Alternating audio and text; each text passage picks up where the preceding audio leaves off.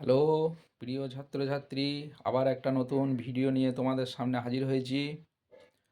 তো এই ভিডিওটা হচ্ছে বিশেষ করে যারা এবছর মাধ্যমিক পরীক্ষা দেবে তাদের জন্য ভিডিওটা বানানো হয়েছে।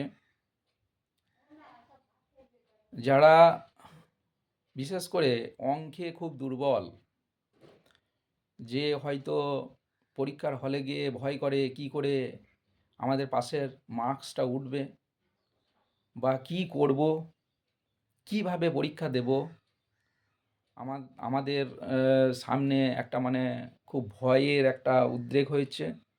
তাদেরকে আমি বলবো, ভয়ের কোনো কারণ নাই। ভয়টাকে দূরে সরিয়ে দাও। কারণ ভয় এমনই একটা জিনিস, যে কোনো মানুষের ভেতরে যদি ভয় যদি একবার ঢুকে যায়, তাহলে সেই ভয় কিন্তু তার গ্রাস করে ফেলে, এমনকি সারা শরীরের ভেতরে। আর সেই ভয়টা তাকে সমস্ত কাজে তাকে বাধা দেয়। তাই ভয়কে বলবো যে দূরে সরিয়ে দিয়ে আমাদেরকে কতগুলো প্রসেস মেনে কাজ করলেই, শুধু মাধ্যমিক পরীক্ষা কেন, পৃথিবীর এমন কোনো কাজ নাই যে সেই মানুষটা করে আসতে পারবে না। সবার ওপরে মানুষত্ব তাহার ওপরে নাই, এই বক্তব্যটা আমরা সবাই জানি। এর মানে হচ্ছে পৃথিবীর মধ্যে মানুষই একমাত্র জীব, আর সে মানুষের ওপরে কিছু নাই। তাই মানুষ পারে না এমন কিছু কাজ নাই, শুধুমাত্র চেষ্টা, অনলি চেষ্টা। চেষ্টা করো, পরিশ্রম করো, সৎ পথে চেষ্টা করো, সমস্ত কাজে তুমি জয়ী হবে। এটা আমার কেন, এটা হচ্ছে বড় বড় মহাপুরুষের হচ্ছে বক্তব্য। তাই যারা ভাবছো অঙ্কে আমি খুব দুর্বল, কি করে পাস করব, আমার ভয় এসে যাচ্ছে, তাদেরকে আমার টপিক আমি বলে দেবো, চুটকির মতো গিয়ে পরীক্ষার হল থেকে করে বুক ফুলিয়ে ফুঁ দিতে দিতে বাড়ি আসবে। শুধু আমার প্রসেসটা একটু মেনে চলো। আমি প্রথমে বলবো যে খুব সহজ পদ্ধতিতে আমি আমার ছাত্রদেরকে করাই, আর গত আজকে 10 বছর করিয়ে আসছি। বহু দুর্বল ছাত্র, যোগ বিয়োগ জানে না এমন ছাত্রছাত্রীদেরকে আমি পাস করিয়ে দিয়েছি।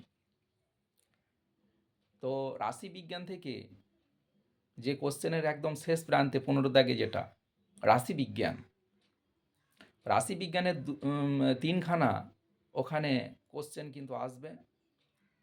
এক হচ্ছে যৌগিক গড় থেকে তুলবে, যৌগিক গড়ের ভেতরে হচ্ছে কল্পিত গড়, ক্রমবিচ্যুতি পদ্ধতি কিংবা সাধারণ প্রত্যক্ষ গড়। এই তিনটে গড় কিন্তু যোগ করে গুণ করে করা খুব সহজ পদ্ধতিতে, ওটা সবাই পারবে। তা ওই একটা। আর মধ্যমা, মধ্যমা নির্ণয় করো, এটা একটু ভালোভাবে দেখে যাও, প্রয়োগ সহ দেখে যাবে। কারণ ভালো করে করলে প্রয়োগ কি সমস্ত ধোঁয়া উড়ে যেতে পারে, কারণ ওখানে একটা অঙ্ক করলে তারপরের অঙ্ক সব ছাত্রছাত্রীরা অটোমেটিক করতে পারবে, সে যেমনই ছাত্রছাত্রী হোক। আর সংখ্যা গুরুমান থেকে ওখানেও আসে কমন। সংখ্যা গুরুমানটা খুব ইজি, খুব সহজ।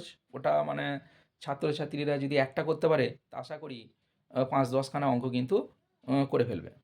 আচ্ছা, আর এবার সবচেয়ে যেটা টাফ হচ্ছে ওজাইব। ওজাইব আসবে, কিন্তু আমি বলি যে ওজাইব খুব সহজ। সংখ্যা রেখা যেটা আমরা ক্লাস 9 থেকে 8 থেকে করে যাচ্ছি, 8 থেকে করে আসছি সংখ্যা রেখা। তাই যদি টাফ মনে হয় ওজাইবটা রেখে দাও, কারণ তিনটে থাকবে, তিনটের মধ্যে আমাকে দুটো করতে হবে। ওখানে দুটোই 4 4 8 নাম্বার মার্কস থাকে। ওটা কিন্তু ফুঁ দিয়ে কিন্তু নাম্বারটা তোলা যায়। এটা খুব মানে নর্মাল ছাত্রদের বলছি, যারা যোগ বিয়োগ জানে না। আচ্ছা, এবার চলে আসি তারপরের একটু আগিয়ে, যেটা আমাদের সম্পাদ্য থাকে। সম্পাদ্য, সম্পাদ্য বলতে দুখানা থাকবে, একটি মাত্র করতে হবে, 5 নাম্বার থাকে সম্পাদ্য। শুধু ছবি এঁকে দেবে, ছবিটা এঁকে দিয়ে শুধুমাত্র নামগুলো দিলেই যথেষ্ট। অঙ্কন প্রণালী দেওয়ার এইসব দরকার থাকে না। তো এখানের এবারের যে টাপ হচ্ছে গিয়ে মধ্য সমানুপাতি নির্ণয়, অর্থাৎ √23, √35, √37 বা এইরকম টাইপেরও থাকতে পারে। √2, 2√3, 3√5, 4√3, এই টাইপের থাকতে পারে। এর মান নির্ণয় করো। কিংবা বর্গক্ষেত্র অঙ্কন করো, এই টাইপের কিন্তু আসবে। আর হচ্ছে 2 নম্বর হচ্ছে স্পর্শক অঙ্কন। স্পর্শক অঙ্কন কিন্তু সবার খুব সহজ, easy.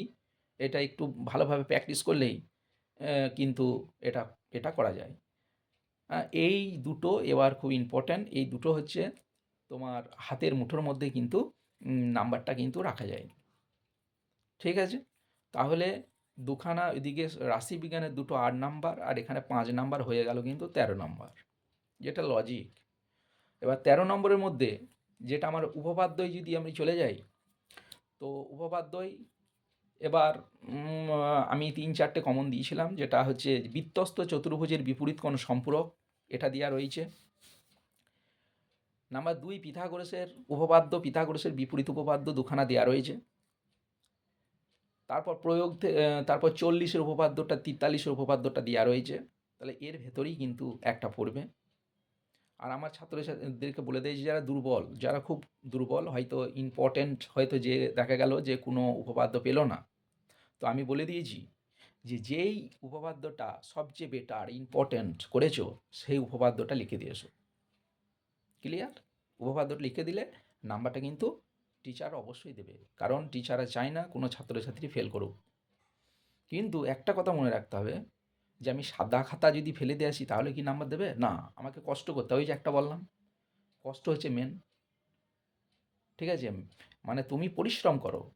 Labour is the main target of the every human beings. Labour করতে হবে, পরিশ্রম করতে হবে, এবং ফল দেনেওয়ালা কে? ওপরওয়ালা। ফল কিন্তু পাবে, পরিশ্রম করলে ফল পাবে। হ্যাঁ, আমি জমিতে হয়তো চাষ করতে যাব না, হ্যাঁ, কিন্তু যখন ফসল উঠবে তখন আমি যদি ফসল কাটতে যাই, তো ফসল কাটতে পারবো? কার জমিতে ফসল কাটবো? তাহলে সেটা হয় না।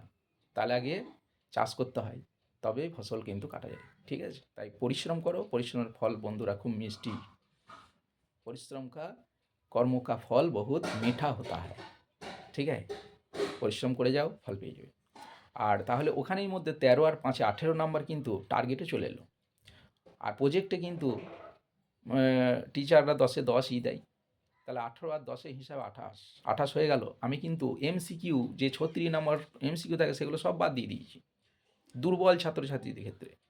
ওখানের মধ্যে 36 নম্বরের ভেতরে সে যদি 4-5 যদি তুলতে পারে, তাহলে কিন্তু তার দিমাগ সে মানে চুটকির মতো সে কিন্তু পাস করে কিন্তু বেরিয়ে চলে আসবে। অঙ্কের জন্য কোনো ভয় নাই, কোনো টেনশন নাই, কিছুই করার দরকার নাই। শুধু প্রসেসগুলো একটু মেনে মেনে চললেই কিন্তু অঙ্কে মানে 30টা নাম্বার নিয়ে কিন্তু মানে আরামসে বাড়ি আসা হয়, শুধুমাত্র অনলি 4টে অঙ্ক করে। তার জন্য বলবো, কোনো টেনশন করো না, কোনো ভয় করো না, অঙ্ক করে যাও। আর বন্ধুরা, তোমরা আমার ভিডিও চ্যানেল দেখছো কিন্তু সাবস্ক্রাইব করছো না, এটা কিন্তু করো না। সাবস্ক্রাইবটা করো, আমার উৎসাহটা একটু বাড়িয়ে দাও, তাহলে তো আমি তো আরও বেশি বেশি করে ভিডিও করার মানে কি বলবো, একটা মানে প্রবণতা বাড়াবো। যাই হোক, সামনে মাধ্যমিক, ভয়ের কোনো কারণ নাই। তোমরা ভালোভাবে পরীক্ষা দাও। তোমাদের তরফ থেকে আমার তোমাদের প্রতি দোয়া রইবে।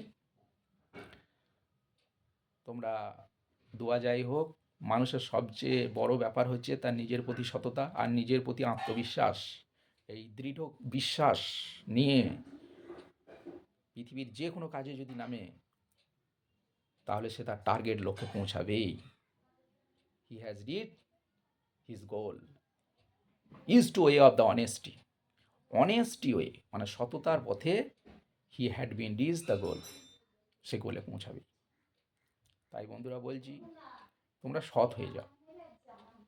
আর যে পথটাই চলবে, সেই পথটা যেন খাঁটি হয় ভাই। সেই পথ বেঁকা পথে যেও না, কারণ যে পথে যাবে সোজা পথে চলো, বেঁকা পথে নয়। বেঁকা পথে গেলে কিন্তু রাস্তায় তাড়াতাড়ি যেতে পারবে, কিন্তু বিপদ আসবে। যাই হোক, আজকের ভিডিওটা এই পর্যন্তই, এখানেই শেষ করলাম।